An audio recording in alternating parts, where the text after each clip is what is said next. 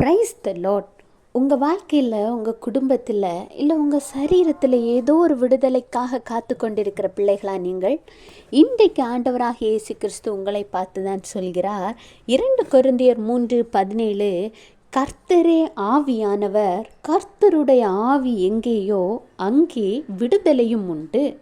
அதாவது ஆண்டவராகிய இயேசு கிறிஸ்து நம்மளுடைய பாவங்கள் சாபங்களுக்காக இந்த உலகத்திற்கு வந்து மரித்து 3ஆவது நாள் உயிரோடு எழுந்து பரலோகத்திற்கு எடுத்துக்கொள்ளப்பட்டார் என்பதை நாம் எல்லாரும் அறிந்த காரியம். அப்படி எடுத்துக்கொள்ளப்பட்ட பொழுது உலக மக்களாகிய நீங்களும் நானும் திக்கற்றவர்களாக விடாதபடிக்கு நம்மை ஆற்றி தேற்றி வழி நடத்தி சரியான பாதையில் பயணம் செய்து நாம் விடுதலையை பெற்றுக்கொள்வதற்காக ஒரு மெய்யான தீட்டரவாளனாகிய பரிசுத்த ஆவியானவரை நம்மிடம் அனுப்பியுள்ளார். அந்த பரிசுத்த ஆவியானவரை நாம் ஒரு பரிசுத்தமான வாழ்க்கை வாழும் பொழுது பெற்றுக்கொள்ள முடியும்.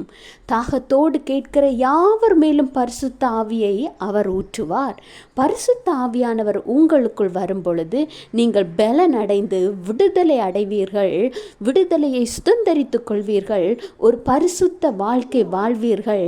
அபிஷேகத்தில் நிறைந்து அந்நிய பாஷையில் ஆண்டவரோடு நீங்கள் ரகசியங்களை பேசுவீர்கள். ஆவிக்குரிய வரங்களினால் நீங்கள் நிரப்பப்பட்டு நீங்கள் விடுதலை பெறுவது மாத்திரமல்லாது ஆண்டவர் உங்களை கொண்டும் பல அற்புதங்களையும் அதிசயங்களையும் விடுதலையும் செய்வார். எனவே அப்பேற்பட்ட பரிசுத்த ஆவியின் அபிஷேகத்தை இன்றைக்கே நீங்கள் பெற்றுக்கொள்ள வாஞ்சையுள்ளவர்களாக மாறுங்கள்.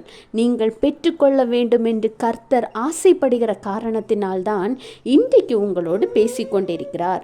தினமும் ஆண்டவரோடு, ஏசப்பா எனக்கு பரிசுத்த ஆவியை என் மீது ஊற்றுங்க, ஆவியானவரின் அபிஷேகத்தினால் என்னை நிரப்புங்க, நானும் உங்களுக்காக எழும்பி பிரகாசிக்கிற பாத்திரமாக என்னை மாற்றுங்க, நான் விடுதலை பெறுவதோடு பிறரையும் விடுதலை அடைகிற வழியில் நடத்துகிற ஞானத்தையும் அறிவையும் தாங்கன்னு ஆண்டவரிடம் கேட்டு பரிசுத்த ஆவியை பெற்றுக்கொள்ளுங்கள்.